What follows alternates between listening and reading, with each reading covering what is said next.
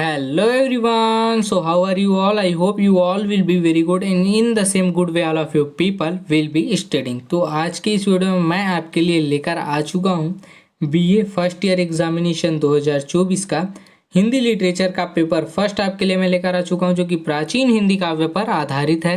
यहाँ पे आप देख सकते हैं टाइम 3 आवर्स, मैक्सिमम मार्क्स 75 दिए हैं। वीडियो को अंत तक जरूर देखेंगे, अपने दोस्तों को भी शेयर करेंगे, आप इसकी तरह बहुत अच्छे से करेंगे। ठीक है, फर्स्ट दिया हुआ है निम्नलिखित की सप्रसंग व्याख्या करनी है। इसमें से आपको मैं नहीं पढ़ पाऊंगा, थोड़ा सा समय का अभाव है।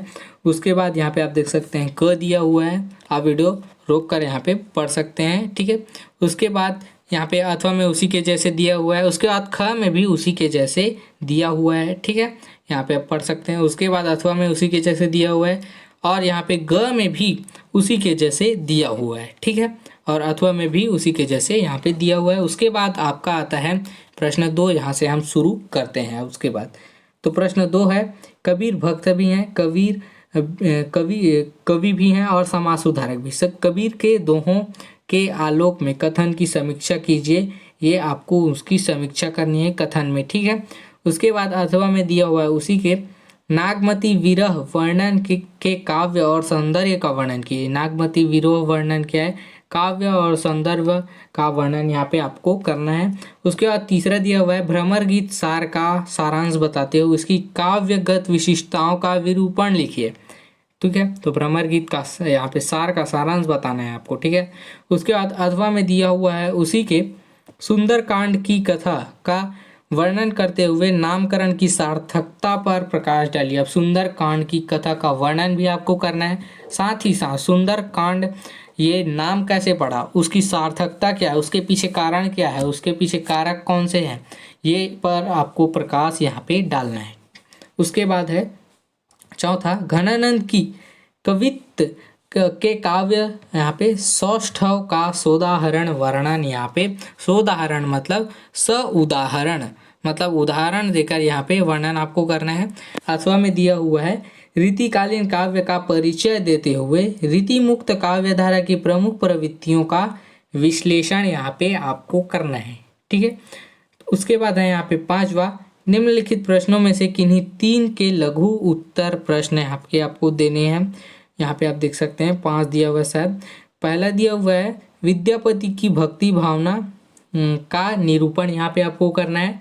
दूसरा में दिया हुआ है कबीर वाणी के डिक्टेटर है, कबीर वाणी के डिक्टेटर हैं, कथन की समीक्षा कीजिए। उसके बाद तीसरा दिया हुआ है रस खान की कृष्ण भक्ति का सोदाहरण विवेचना कीजिए। मतलब विवेचना तो करनी है लेकिन यहाँ पे स उदाहरण मतलब उदाहरण देकर आपको यहाँ पे करनी है। उसके बाद चौथा दिया हुआ है रहीम के व्यक्तित्व एवं कृतित्व का परिचय यहाँ पे आपको देना है। उसके बाद साथ ही साथ पांचवा में दिया हुआ है सुर तुलसी शशि उड़गन केशव दास इस कहावत के आशय को भिन्न कवियों के काव्य उदाहरण द्वारा समझाइए। मतलब उदाहरण देकर आपको समझाना है इसे। ठीक है, उसके बाद यहाँ पे छठवा दिया हुआ है निम्नलिखित में से किन्हीं 12 प्रश्नों के उत्तर यहाँ पे देने हैं।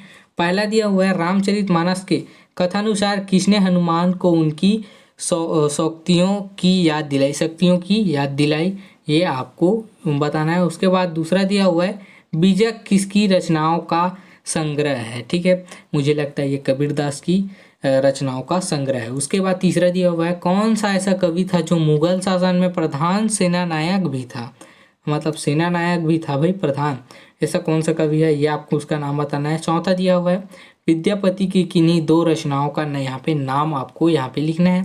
उसके बाद दिया हुआ है रस खान की किसी एक रचना का नाम लिखना है यहाँ पे। और यहाँ पे दिया हुआ है हीरोमन तोते का जिक्र किस सूफी की रचना में आया है, ये भी आपको बताना है। उसके बाद दिया हुआ है रीति मुक्त काव्य धारा के किन्हीं 2 कवियों का नाम यहाँ पे लिखना है। ठीक है, उसके बाद दिया हुआ है विनय पत्रिका अक्तिका किस कवि की प्रसिद्ध रचना है, उसका बताना है। सूरदास की गोपियों ने उद्धव को क्या कहकर बुलाया है, ये आपको बताना है। उसके बाद घनानंद की प्रेयसी का नाम क्या था, ये भी आपको बताना है। साथ ही साथ उद्धव को मथुरा में कृष्ण के अलावा और किसने संदेश दिया, उसको बताना है। उसके बाद नागमती किसके वियोग में व्यथित थी। कबीर के गुरु का क्या नाम था, इंपॉर्टेंट क्वेश्चन आता है। उसके बाद किस कवि को अभिनव जयदेव की उपाधि दी गई है, ठीक है। उसके बाद आपका लास्ट क्वेश्चन, कृष्ण को बाल लीला वर्णन करने हेतु विश्वविद्यालय कवि का क्या नाम लिखिए, मतलब नाम लिखना है उसका, ठीक है। तो आई होप ये पूरा वीडियो आप लोगों के लिए यूजफुल रहा होगा। तो ये रहा भाई आपका हिंदी लिटरेचर का यहाँ पे क्वेश्चन पेपर। अपने दोस्तों को भी शेयर करेंगे और साथ ही साथ आपको किसी विषय के क्वेश्चन पेपर की ज़रूरत होगी तो प्लीज़ कमेंट करेंगे। तो मिलते हैं एक और यूजफुल वीडियो के साथ में, तब तक के लिए धन्यवाद।